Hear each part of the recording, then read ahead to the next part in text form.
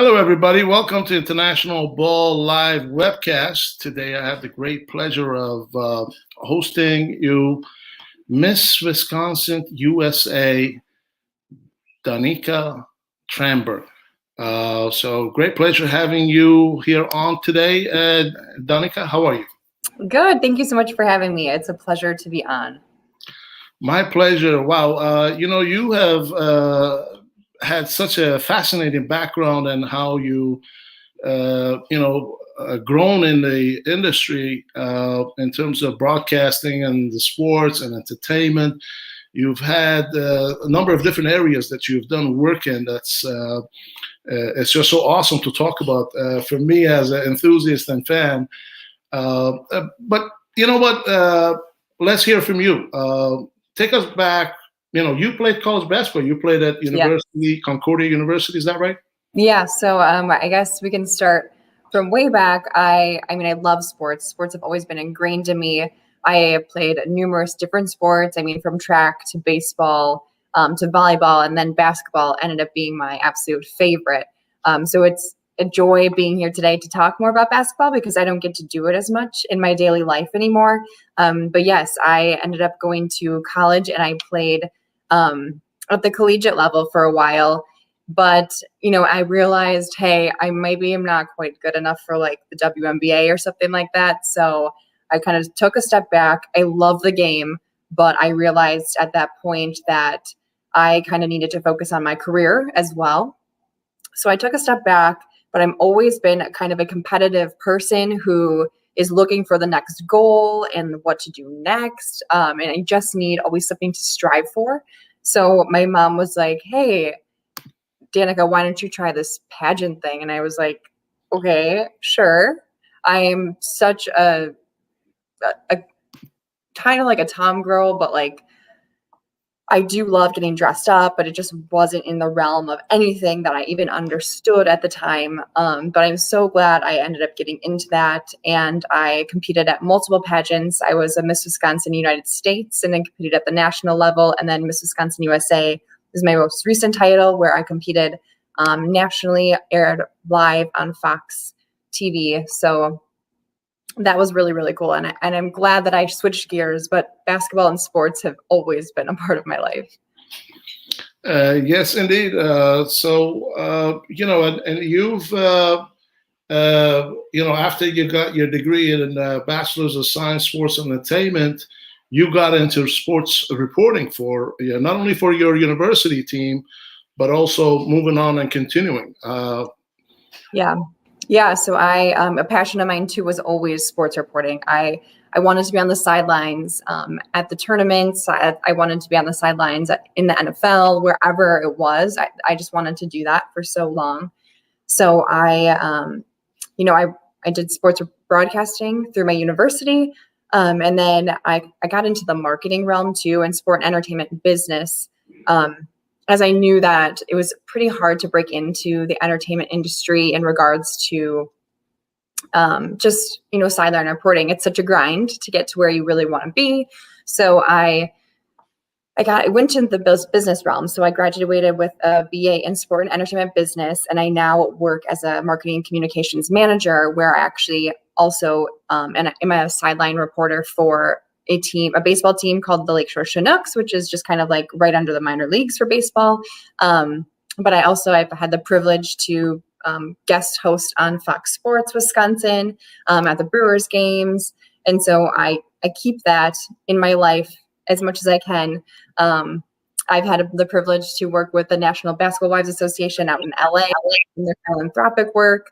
When I was in school, I traveled to the NCAA tournaments in the U.S. and was able to work in kind of fan engagement and putting on events for people too. So, kind of all over the place. And I'm still trying to find exactly where I fit in with it all. But right now I'm kind of on the marketing side and I do speaking engagements when I can.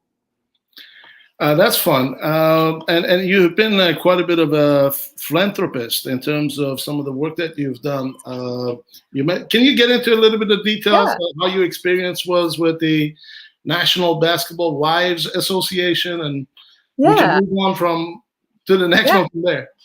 They're amazing women. I really enjoyed getting to know all of them, and what their main goal is really is to make an impact in their communities and the world and the U.S. and really everywhere. So they are coming up with initiatives and putting them into action. When I was there, actually, we worked on putting together these kind of like revival bags for women who are coming out of the life of human trafficking. So there are bags full of hygiene products and things like that to get them off their feet. And that's actually when my passion for human trafficking and bringing awareness to that grew in my heart. And I made that my cause that I put a lot of work into while I competed for the state pageants and then at the national level as well. So I worked with organizations in my community, around the state, around the country, to just bring awareness to that issue, what we can do about it as just individuals, in our daily lives. How do we see it? How do we make a contribution in stopping it overall, really?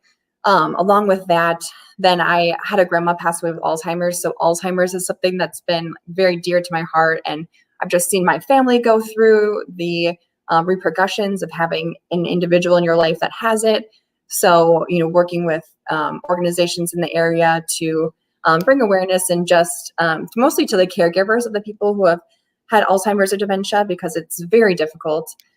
So those are just a few things. Also Make-A-Wish, which is a national and international organization that grants wishes to children who maybe have a terminal illness of some sort. So maybe it's cancer or, really anything that, ultimately doesn't give them a long life on this earth. So granting their wishes, and I'm just a part of their board. So coming up with ideas and working on fundraising opportunities. That's awesome. You have touched on some very important elements in terms of, some of the fine work that you've done in terms of philanthropy and, Alzheimer's, human trafficking is a major concern. So I applaud you for the fine work that you've been doing and continue on doing. And you have your podcast, Perfect for Purpose. Love to hear a little bit about that. Yeah. So my dad actually a few years ago had a heart attack, and thankfully he survived, but it was super traumatic. He ended up going into triple bypass surgery. My sister and I drove him to the hospital as he was having the active heart attack. And it was just a moment in my life where I looked at the big picture and I was like, wow, life is so fragile. We only have one life, and you never know when your life could literally change in the blink of an eye. So that's actually when I started with my blog, Perfect Your Purpose. I just have loved writing. Actually used to not be very good at writing when I was young, but I just practice. And it really comes naturally to me now. And I always feel like I have some story or lesson to share. So when that happened in my life, I just took time to, write these experiences I've been through down in hopes that someone reads it and can relate to what that situation is, what lessons we can learn from it. And then from that, this COVID era that we have just been in, I just miss connecting with people so much that I was like, hey, let's do this podcast thing. Everyone's kind of doing it. Like I can do it, right? So I totally just dove into it head first. Didn't exactly know, what the technicalities were of it, how I was going to accomplish it. But I started it, and I've been able to interview wonderful guests from across the U.S. Who have just very diverse backgrounds. And my goal is to share with everyone their unique story of how they got to where they are today. And then just kind of how they found their purpose along the way, because everyone's kind of striving to find that purpose, and it's kind of it changes all the time. And, people are still trying to find it. And it's just kind of more about the journey and the process than anything. But that's the point that I try to get across in my podcast and blogs. You can see it all on that site, perfectyourpurpose.com. Absolutely. And you have also, you are also going to talk, in terms of being a guest host for one of our shows. For our friends, let me play your reel quickly, and then you can talk a little bit more about it.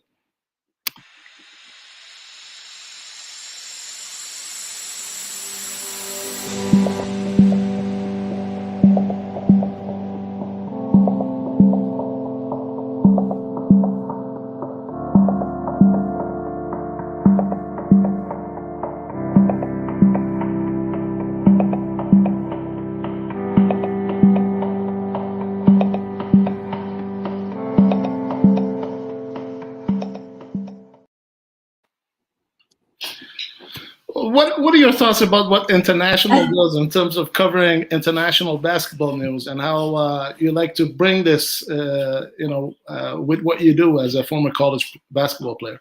Yeah, it is so exciting. I cannot wait to join you and talk about it. I just think that there's, especially we've seen over the past year, sports going away and coming back. I mean, it's just also interesting. And I think people are so excited to see fans back in stadiums. And I'm excited for our NBA playoffs coming up.